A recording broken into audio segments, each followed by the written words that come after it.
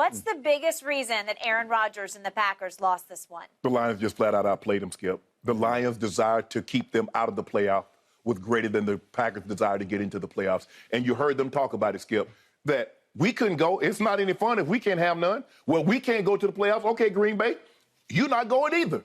We don't want you to say when we get good next year, because this is something to build on, Skip. I think they won like 10 straight, 8, 9, 10 straight ball games. With that being said, I didn't want the Packers to say, you know what, you guys got a head start on the offseason because y'all didn't make the playoffs. Guess what? We going to start our offseason at the exact same time. We both getting trash bags to clean out our lockers and start the vacation at the exact same time. One feeling real good about themselves and one not. The Detroit should feel really good about themselves, Skip.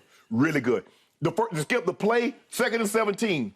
He throws a jailbreak screen to St. Brown, and guess what? He latered it to Swift. That was a great play. Great play. Skip, that's playing to win. It was. On fourth down. I hadn't seen that play run that way before. No, I haven't saw that. No. Skip, on 4th down, they could kick a field goal, go up 7. No. Nah, Dan Campbell said, we finna drive a nail in the coffin right now. Good night, Green Bay. It's over.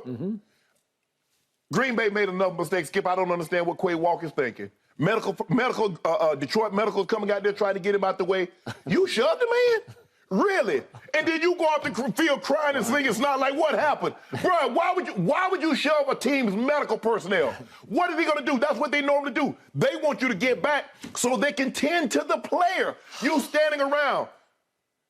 And then 95, Wyatt walks up behind the medical personnel and bumps him again. He did. Bro, they did enough dumb things to lose this game. But I'm not so sure, even with that, Skip, the way that the Lions would not go away, the way they played, is like, guys, and they do, Skip, why they have to play? They already knew what had happened. Seattle had won. So there was nothing they could do. There was not a scenario in which they could do anything to get into the playoffs. Boy, they approached that like this was for the Super Bowl. This was the NFC Championship game, and this is for all the marbles. They say, I don't care. We're going to win this game.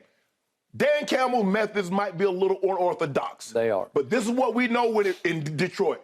It works. It resonates. Those guys play their ass off for him. Do they? And they played a well of a ball game yesterday. And no matter what you think of Jared Goff, I think it still was the right move for Detroit to trade him and get Matthew. I agree. Because the Rams got a Super Bowl out of it. It's hard to argue that, Skip. I know, but they wanted to change the scenery because they were going nowhere with Matthew Stafford. Right.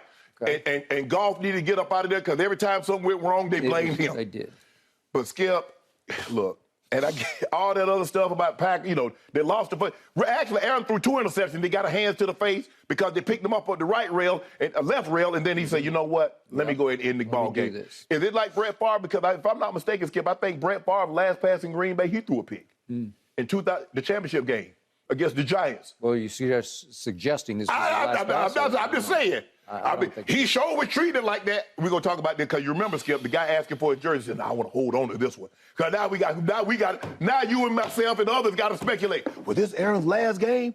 What's going on? He walking arm in arm with Randall Cobb, and then he shoved the camera. No. Don't shove the camera. Because when you was winning these ball games, you was all smug. I told you. I told you. He was smug. He was cavalier as a mug. Yep. And now all of a sudden, he don't want the cameras in his face. No. When you was winning 4 or 5 games in a row, you couldn't keep the cameras out your face. You doing every interview. If he sit back in his chair all like this here on the Pat McAfee show, where, everybody kind of the South. I kind of see it, Yep. I saw it coming. Yeah, you saw it coming. Did you see that? Did you see that? All right, I'm going to respond to your first point because it cuts deeply into my soul today. This is how a professional football team is supposed to respond. Yes. This is one with a real live head coach that it believes in. As wacky as he can be, sometimes a little bit goofy or, as you say, unorthodox, they buy. Yes. They respond. Yes. And they could have quit on him. They could have hung their heads last night and said, oh, well, Seattle won, we're done. We're done. And just mailed it in. And he preached all week, even if Seattle wins, we have a chance to go spoil this party at Lambeau Field. Of course. On a big Sunday night game. And that's exactly how they responded to that football coach, as opposed to the way my team did not respond to my football coach.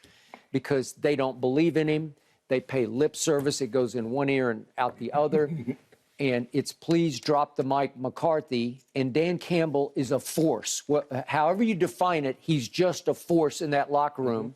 Maybe they're a little afraid of him in a good way, but they listen and they ignite because of what he says. And he's so emotional. What was his bite? We're going to bite your kneecaps. Okay. Well, they came out last night and they bit Green Bay in the kneecaps all night long because clearly they just played a better football game. They played it because they wanted to win it, as you say, worse than Green Bay wanted to win it. And in the end, it just comes down to this.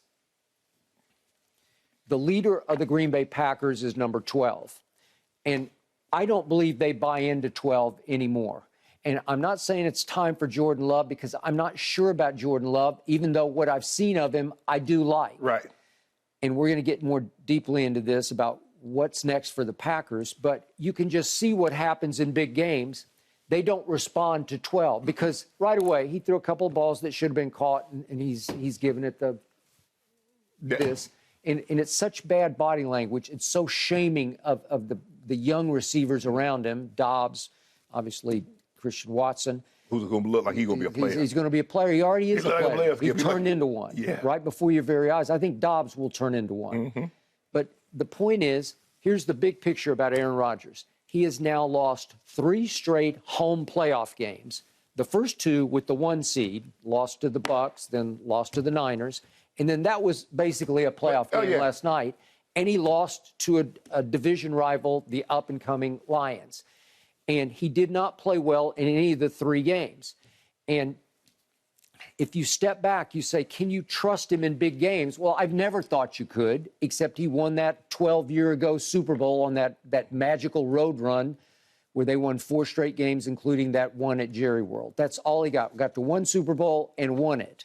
But in the grand scheme of things, when it's time, you can't trust him.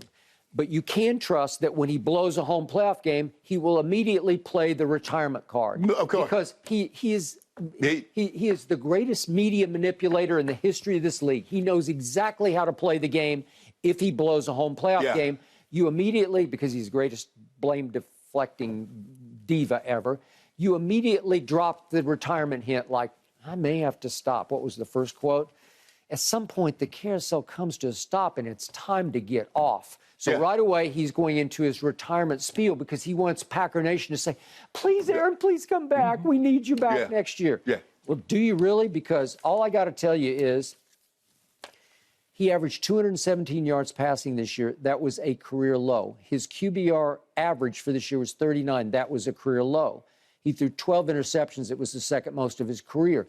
It's un-Aaron, un-Aaron, un-Aaron. And they kept trying to take the ball out of his hands, and it worked until last night when they just ran into a team that outplayed them. And the thing is, Skip, he didn't have, in 17 games, he didn't have a single game in which he threw for 300 or more yards. No, he did not. I mean, that's Aaron Rodgers now. That's back-to-back MVP Aaron Rodgers. Skip, I think the thing is, look, this is why you have to give the Lions so much credit. They got nothing to play for because Seattle has already won the ball game. And it's cold. Now, I don't know if anybody's ever had to do a job when it's cold. At night. Man, hold on. You mean to tell me we can't make the playoffs and it's cold? Man, let me go and shut this thing down. Miserable. It was miserable. They said, they was like it was in Miami. It was 80 degrees. And they got nothing to play for. They laid it all on the line. Not only for their coach, but for themselves to say, you know what, Green Bay? Enough of this. Skip, when's the last? I mean, Green Bay had beaten them. What was it? Detroit had lost 27 of his last 30 games at Lambeau Field. I mean, they just owned them. They owned them till last night. And we thought it was a fluke. Well, Aaron not threw 3 interceptions. Detroit, I kept saying, Skip, they're better than you think, especially offensively. They got an offense.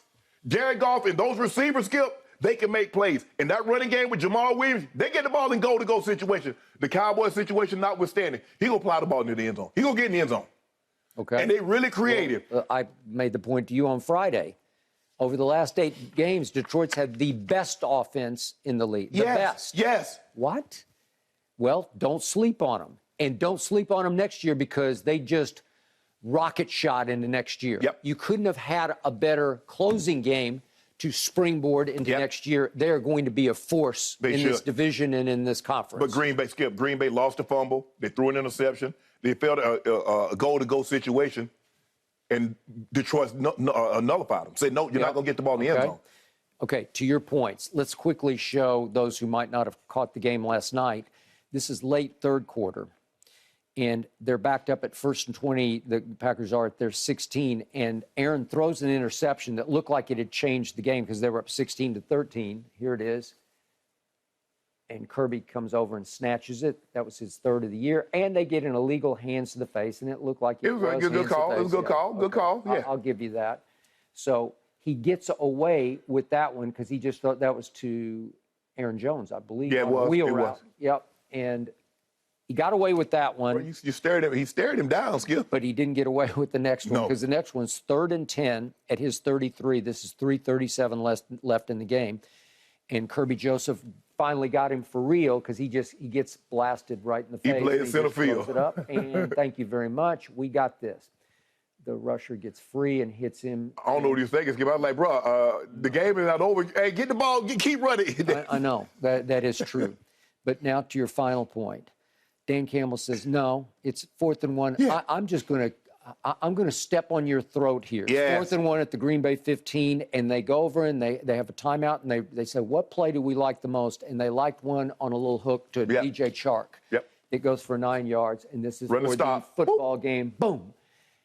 Game over. Thank you very much. And they are howling to the moon because they deserve to. And they're running off the field waving goodbye to the Packer fans. Yep. Okay? Yep. Way to go. Way to go, Lions. That did my heart good because that's how you're supposed to finish the season. You're supposed to come in there, let them know we came, we saw, we conquered. Now everybody going home, hey, have a good night. We going home, you going home. You're going home. Because all that talking, that bravado, I get the camera, we're going to talk about this, get the camera out my face. Why you want the camera out your face now?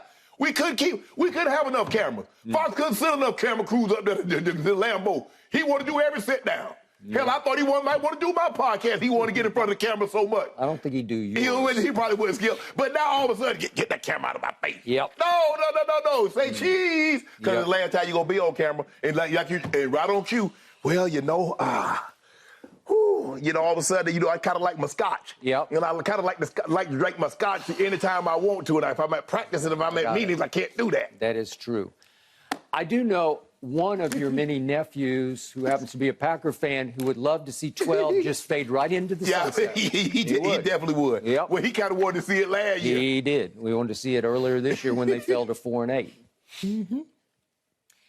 That hook and ladder play on 3rd and long, guys, was my favorite play of the entire day. The Lions certainly going into the offseason with some crazy momentum. Thanks for watching, Undisputed fans. Subscribe here to get the very latest from Skip and Shannon. Plus, go watch a few segments from our other shows on FS1.